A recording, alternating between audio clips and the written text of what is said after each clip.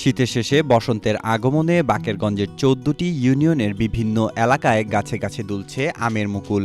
ব্যক্তি উদ্যোগে লাগানো আম গাছ ও বাগান জুড়ে দেখা মিলছে সোনালী হলুদ রঙের মুকুলের। বসন্তের অন্যান্য ফুলের সঙ্গে আমের মুকুলের ঘ্রাণে মৌ মৌ করছে চারপাশের পরিবেশ। শহর থেকে গ্রামের বিভিন্ন সড়ক, শিক্ষা প্রতিষ্ঠান প্রাঙ্গণ ও আবাসিক এলাকার আঙিনায়, বাড়ির ভিটেতে এখন আমের মুকুলের সমারোহ। বাতাসে ভেসে বেড়াচ্ছে মুকুলের মিষ্টি সুবাস। গাছে গাছে মৌমাছির গুনগুন শব্দ আর ছোট পাখির আনাগোনায় প্রকৃতিতে যোগ হয়েছে বাড়তি প্রাণচাঞ্চল্য। প্রকৃতির এই রূপ স্থানীয়দের মন কাটছে। অনেকেই থেমে উপভোগ করছেন ঋতু পরিবর্তনের এই দৃশ্য। আম বাগানের মালিকরা বলছেন, এবছর তুলনামূলক আগেই মুকুল এসেছে। বিগত বছরগুলোর তুলনায় এই বছর আম গাছে মুকুল এসেছে বেশি, যা ভালো ফলনের সম্ভাবনার ইঙ্গিত দিচ্ছে।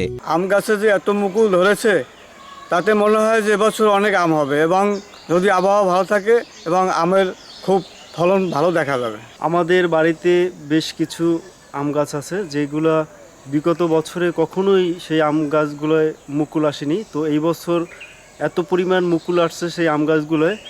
আশা করি যদি আবহাওয়া ভালো থাকে এবং বন্যা বৃষ্টি না হয় তাহলে খুবই ফলন ভালো হবে। ঘরের পিছনে ছোট ছোট আম গাছ লাগাইছি, তাতে অনেক মুকুল ধরছে। ঠাকুরের নামে ফলও ভালো হয়েছে। এবার অনেক কিনে আর খাওয়া লাগবে না। ৮০-৯০টা গাছ আছে এক জায়গায়, এটা বাগান, এবং সেখানে খুব মুকুল ধরছে। তো এই মুকুলটা আমি ৫০ বছরে কিংবা এই ২৫ বছরে এর মধ্যে আমি দেখিনি এভাবে। মানে এত পরিমাণে মুকুল হয়েছে।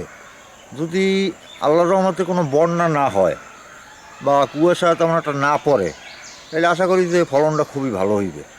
এবার আম গাছে অনেক মুকুল ধরছে, আশা করি এবার ভালোই আম হবে বা খেতে পারবো। উপজেলা কৃষি সম্প্রসারণ কর্মকর্তা মোহাম্মদ তৌফিকুল ইসলাম বলেন, আম গাছে মুকুল ধরার সময়টি অত্যন্ত গুরুত্বপূর্ণ। মুকুল আসার পর সঠিক পরিচর্যা না হলে পোকামাকড়ের আক্রমণে ফলন ব্যাহত হতে পারে। তাই আমরা সঠিক পরামর্শ দিয়ে থাকি।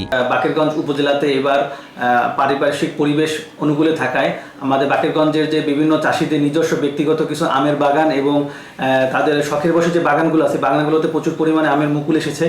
এবং এই মুকুল থাকা অবস্থায় এবং মুকুল যাতে ঝরে না পড়ে এবং যখন সেটা গুটি হবে এই সময় যাতে কি করণীয়, এই পর্যায়ে আমাদের উপসহকারী কৃষি কর্মকর্তাগণ মাঠ পর্যায়ে তাদেরকে পরামর্শ দিয়ে যাচ্ছেন, যাতে তাদের আমের ব্যক্তিগত হোক আর বাগান পর্যায়ে হোক ফলন যাতে সর্বোচ্চ পেতে পারে।